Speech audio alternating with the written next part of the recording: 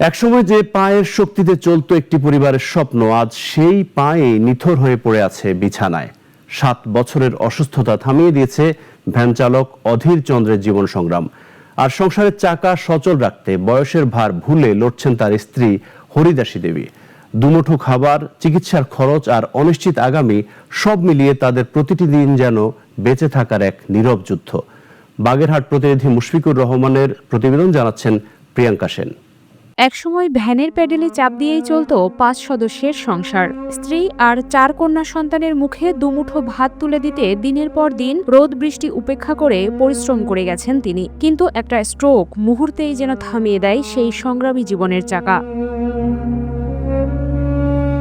গত 7 বছর ধরে বিছানায় এখন তার একমাত্র ঠিকানা। প্রায় 65 বছর বয়সী এই মানুষটি আজ সম্পূর্ণ শয্যাশায়ী। পরিবারের একমাত্র উপার্জনক্ষম ব্যক্তিকে হারিয়ে না ফেললেও হারিয়েছে তার কর্মক্ষমতা। তাই বয়সের ভার কাঁধে নিয়েও সংসারের দায়িত্ব নিজের হাতে তুলে নিয়েছেন স্ত্রী হরিদাসী দেবী। আমার স্বামী 5-7 বছর স্ট্রোক করছে, স্ট্রোক করে প্যারালাইসিসে পড়ে গেছে। আমার সংসার চলে না। আমি একটু পরের বাড়ি আগে ভ্যান চালাতো, আমি একটু পরের বাড়ি কাজ বাজ করে সংসার চালাই। বাগেরহাটের চিতলমারী উপজেলার বড়বাগ গ্রামের বাসিন্দা অধীর চন্দ্র বারোই। ভ্যান চালিয়ে যা আয় করতেন তা দিয়েই কোনো মতো চলত পরিবারের খরচ।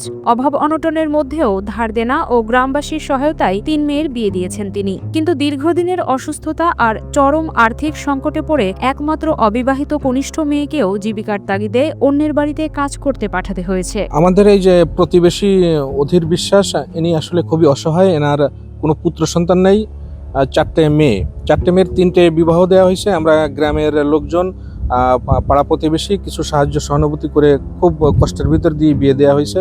তার আরেকটা নাবালক মেয়ে আছে, সেই নাবালক মেয়েও পরের বাসায় কাজ করে অভাবের তাড়নায়। একটা ছোট একটা মাইয়ে তা পরের বাড়ি থুইছি, সংসার চলে না। বাড়ি কষ্টে আমার সংসার চলে, আমি একটু পরের বাড়ি দিন কাজ করি। স্বামীর চিকিৎসার খরচ তো দূরের কথা, অনেকদিনই ঘরে রান্না করার মতো চাল ডালও থাকে না তার। তাই প্রতিদিনই প্রতিবেশীদের কাছ থেকে একটু চাল ডাল কিংবা সবজি ধার বা সহায়তা হিসেবে এনে কোনো মতে চুলায় হাঁড়ি বসান হরিদাসী দেবী। আজকের ব্যবস্থা যে পরের বাড়িতে কেবল একটা 2টি পেঁয়াজ আনছি, 2টি রসুন, এই যে 2টি খুদ দিয়ে আজকের ব্যবস্থা এই যে নিয়েছি।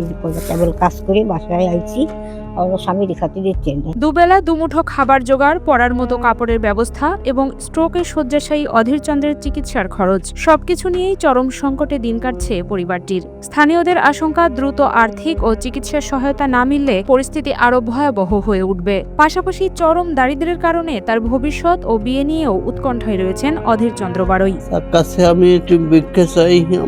আমি তো একটু বাড়তে পারি, আমার মায়েরারে একদিকে শয্যাশায়ী স্বামীর চিকিৎসা ও ওষুধের খরচ, অন্যদিকে সংসারের নিত্যদিনের ব্যয়, 2 দিক সামলাতে হিমশিম খাচ্ছেন হরিদাসী দেবী। অনেক সময় একবেলার খাবারের ব্যবস্থা হলেও পরের বেলা কিভাবে চুলায় হাঁড়ি চড়বে সেই চিন্তায় কাটে তার প্রতিটি দিন। তাই স্থানীয়দের প্রত্যাশা, সরকারি সহায়তার পাশাপাশি দাতা সংস্থা, সমাজের বিত্তবান ব্যক্তি ও মানবিক সংগঠনগুলো এগিয়ে এলে হয়তো দীর্ঘদিনের আর্থিক সংকট থেকে কিছুটা স্বস্তি পাবে পরিবারটি। সমাজের বিত্তবান বা সহানুভূতিশীল যে মানুষ আছে, যে হৃদয়বান ব্যক্তি আছে, তাদের কাছে করজোরে অনুনয় বিনয় অনুরোধ করব, আপনারা এই পরিবারটির পাশে এসে একটু দাঁড়ান এবং সরকারি যে সংস্থাগুলো আছে যারা এই ধরনের বিষয় নিয়ে কাজ করেন তাদের দৃষ্টি আকর্ষণ করছে এই পরিবারের প্রতি, যাতে এই পরিবারটা আবার আগের মতো ঘুরে দাঁড়াতে পারে।